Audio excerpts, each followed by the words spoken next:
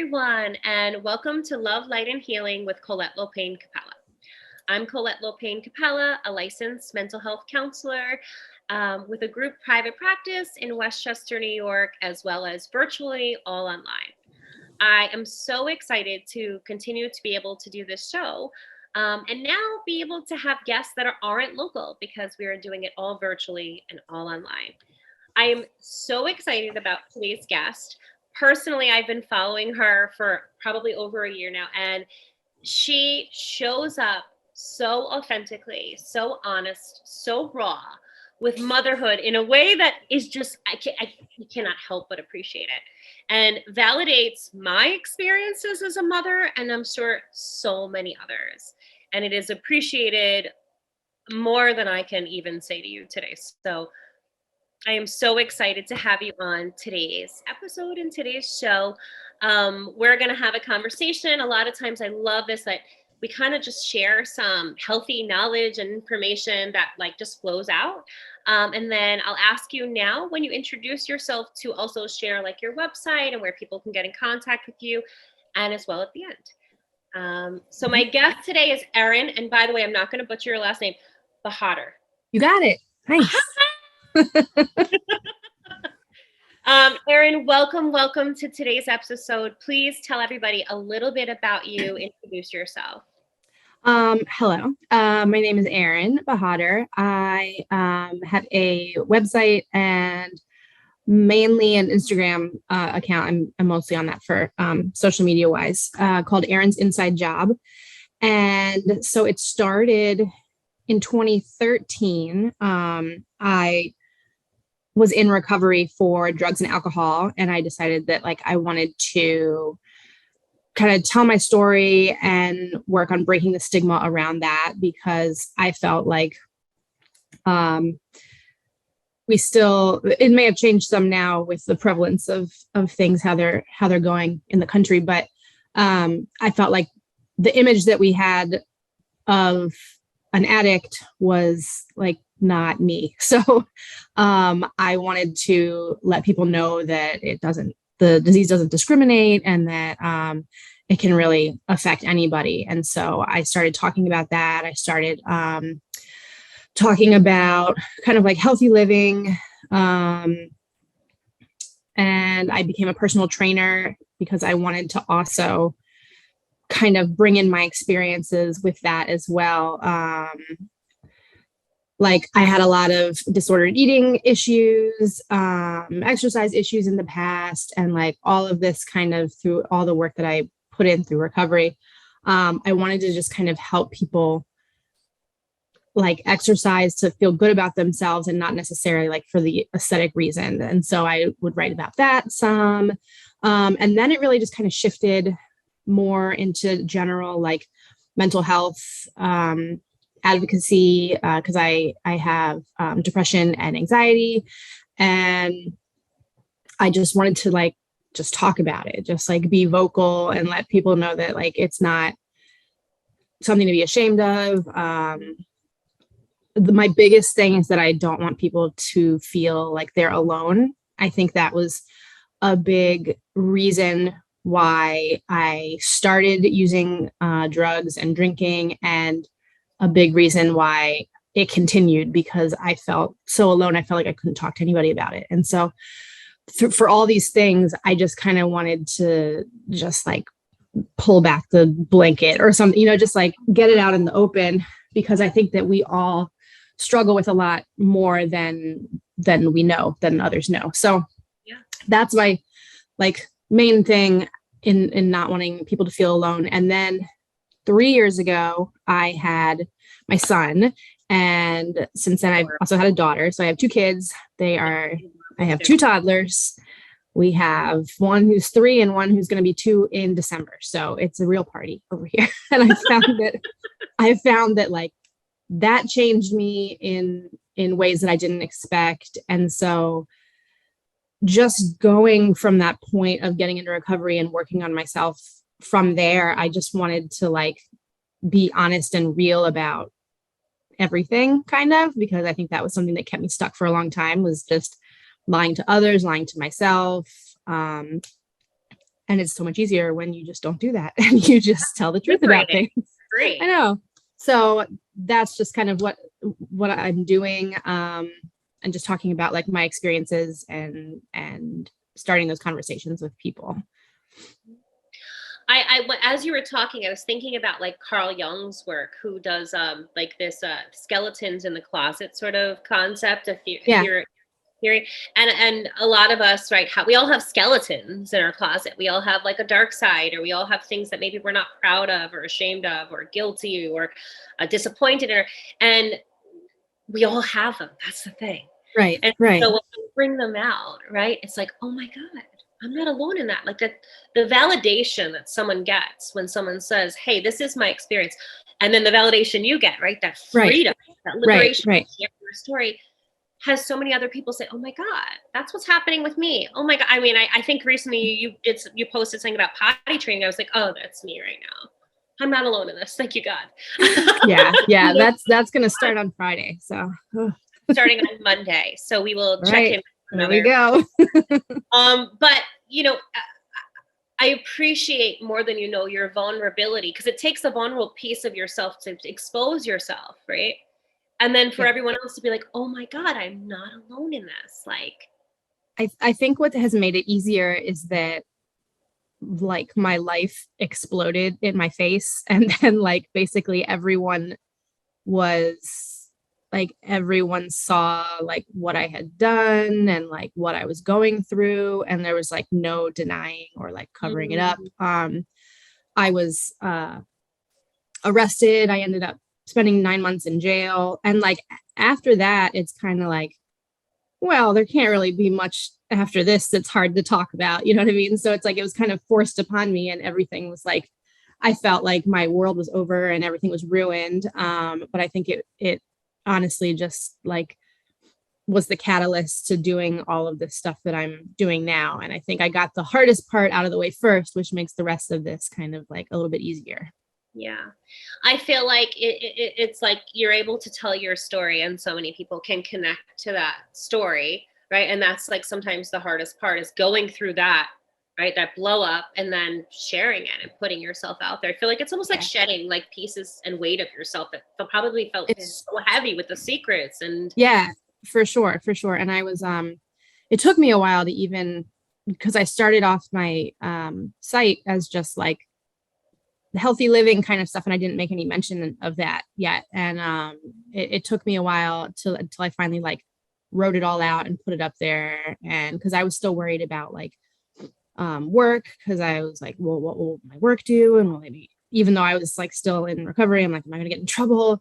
And then it's kind of like ripping off that band-aid, and I was like, you know, whatever, it's just, this is me and this is what I'm doing now. So well, I see you and I appreciate you.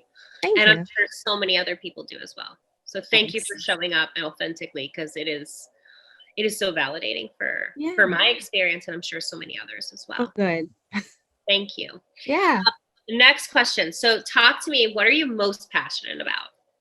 I think probably I touched on this in the first one. But really, like, I just want to like help people and make them like feel better and not alone, because I just feel like that's the most alienating feeling. And it's just like, you can just feel so much shame just from thinking that like nobody else goes through these I those are just like icky feelings. And I want to try to like help lift people up, and just like, I just don't like when people feel alone. So that's my biggest thing, I think. You're a good person. Thanks. In a holistic spiritual sense, we typically refer to someone like you as a light worker. Okay. Have you heard of light worker? No, but I like it. It's awesome. You're a light worker, my friend. And oh, great. So it's sort of like this spiritual concept of like someone who is a helper, and they have a purpose. We all have a purpose here, but a light worker's purpose is to shine their light. And sometimes they turn the light on initially so others can follow and shine their own. That's so nice. I think that's what you're doing. I'll take it. You're like, yeah. So do you regret, Nick, this is a good question. Do you regret anything from your past experiences? I feel like in a sense you're like, no, this got me to here. But there any regrets about your past experiences?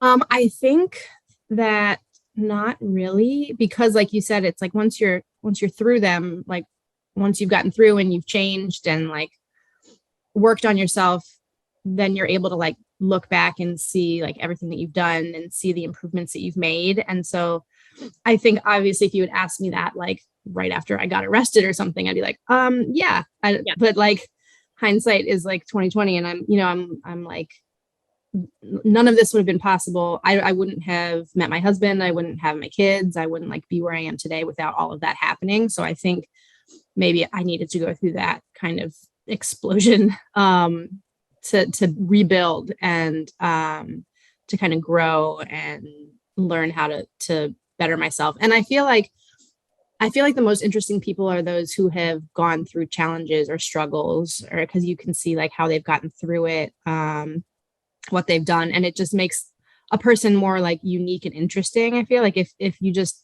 go through your whole life with no issues, I feel like it makes you kind of boring. So I'm actually I'm grateful that now in this place, like 12 years later, that it's like that it happened and it was good.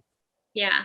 I often, like, a lot of times clients will say to me, like, oh, like, you're a therapist, right? So, like, you probably, like, never been through, like, any hard stuff, or like, you're perfect. And I'm like, oh, shit. Yeah.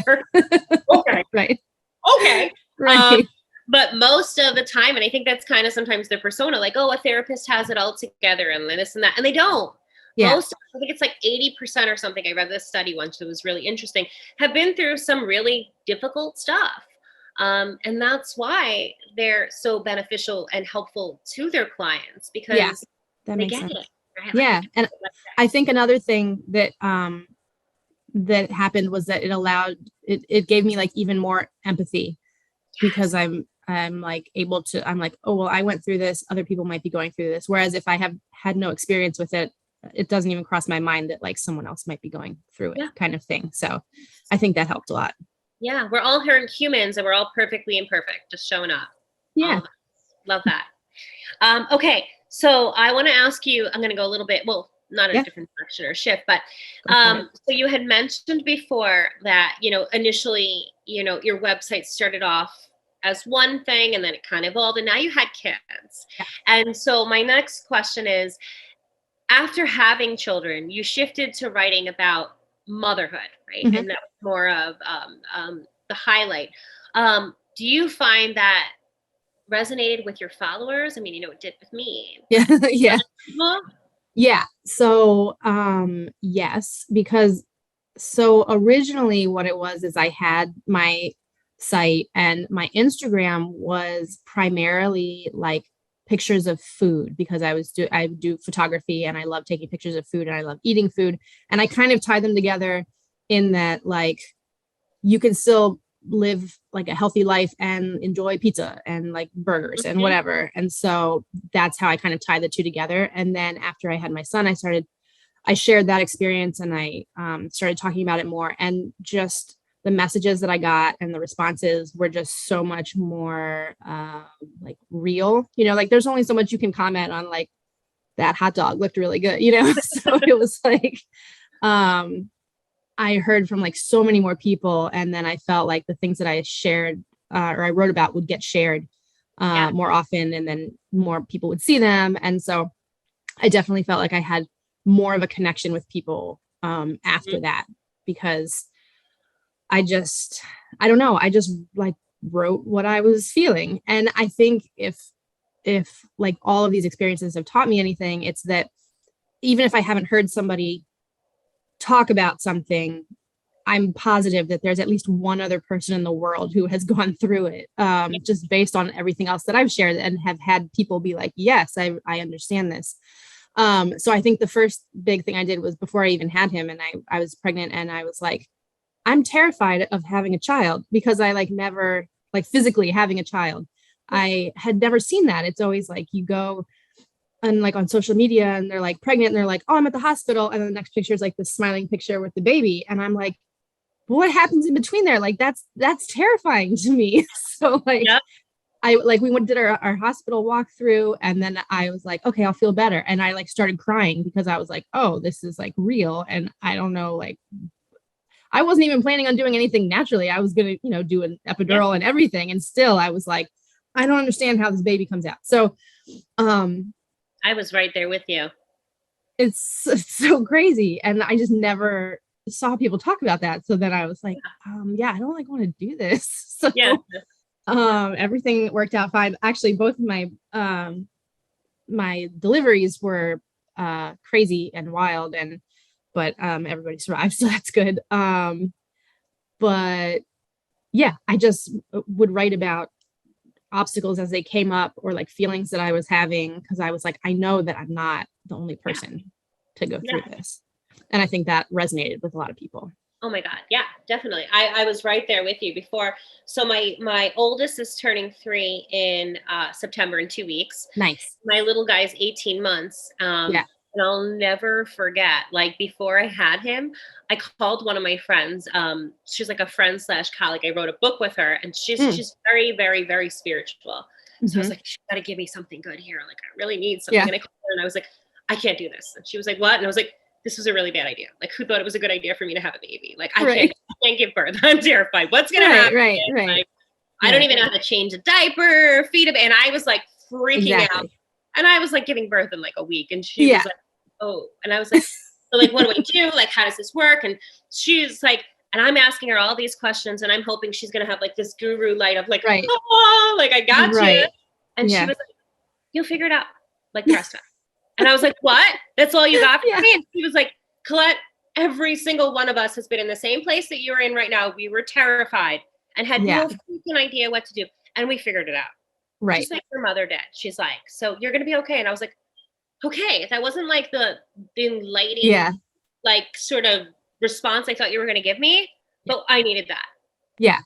And that was the only thing that like helped me a little bit, because I was like, okay, this is how it like gets portrayed on social media. And so like, I know that like people end up okay, but there's nothing about like the process. And so I was like, I know I will be okay, but I don't feel like it right now. Like what really happens in that room? I'm going to actually go. I just realized I skipped a question, but I want to go a little bit of backtrack a little bit here. And I want to talk about how do you think your addiction and mental health struggles shaped who you are today, even the mother, that you are, and what we're talking about right now? I think the biggest thing is that with my kids, so I think a lot of the reason why I started using drugs was like an escape to, I didn't know how to feel like emotions, or how to like process or anything, like any kind of negative emotions. I didn't know how to deal with them. Wasn't taught that growing up. And so when those things would happen, I would get really uncomfortable and I wouldn't know what to do and everything, hold it all inside. And then I found when I like would drink or I would use drugs, I didn't have to worry about that. And it was like this relief kind of thing. And so through like recovery and therapy and everything, I was able to like learn basic things like feelings are okay. They're just feelings. They're going to pass. And so I think that that's one of the biggest things that I try to focus on with my kids, is just like letting them feel things and meeting them where they are and understanding like this is a 3-year-old brain. It's like not mature and it doesn't know what's happening. And like it makes me feel like very good to just be able to be there and be supportive and not like freak out and yell at them, because like I know their brains are already doing that for them. You know what I mean? Like to be a safe place for them to like feel things and know that like I'm not scared away by that kind of thing. And so just teaching them how to like identify and process things. I think that's the biggest thing. Now I think also just with me personally, just that empathy piece I was talking about before, I think it's just made me a more empathetic person and less black and white, all or none. These people are good, these people are bad kind of thing. That just understand that there's nuances in everything. and just kind of like exploring that when thinking about a situation kind of thing. Yeah, there's gray space. Yeah. Yeah. I love that. That's where we all kind of live in too, most of the time, right? The gray space. Yeah. And it's still, I still go to therapy. I still go in there and I'm like talking about how these feelings are like good or bad. And she's like, they're not, can you stop like labeling them like that? And I'm like, no. They're good or bad. Yeah, they're feelings. They're great. It's a process. Yeah. She's like, they just happen. They're not like good or bad. And you stop putting these judgments on them. And I'm like, yeah, the negative cognitions. Yeah, letting it flow. Yeah. Yeah. I think the more that we just allow ourselves, I know that the more we just allow ourselves to feel and honor those feelings and to be present with them, even the bad ones, welcome them in, yeah. the less of an enemy they feel like yeah. they are.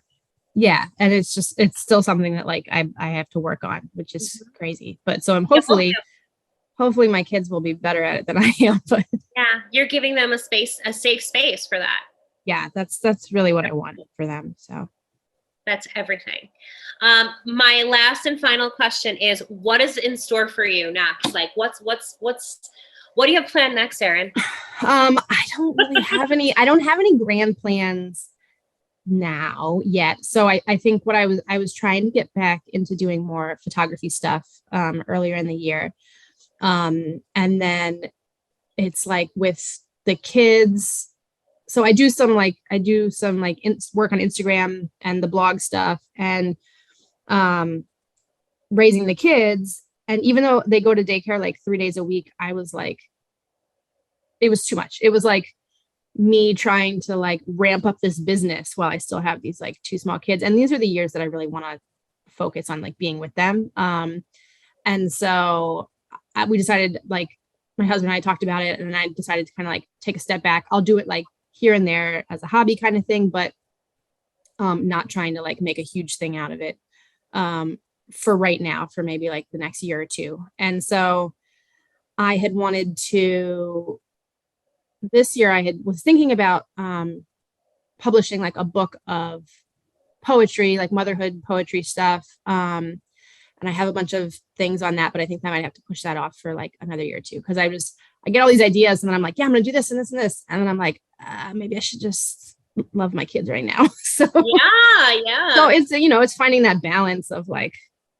wanting to do stuff and not feel like I've lost my independence kind of thing. Versus like being so like wrapped up in them kind of thing. So it's a process. So nothing definitive right now, but I'm just keep doing what I'm doing for now. Yeah. And keep shining. I always say that when they're little like this, we're going to look back one day and we're going to be like, those were the days. For sure. And like, I can see that now, even though it's like, sometimes they're insane. A lot of the times they're insane, but like, I just that's why we look at the pictures and the videos of them, like after they go to sleep, it's like, this is amazing and incredible. And like, I want to be here while they still like want me to be kind of thing. Yeah. Immerse yourself in that, right? The good, the bad, the ugly, because these are the days. Like one day you're going to look back and be like, oh, yeah.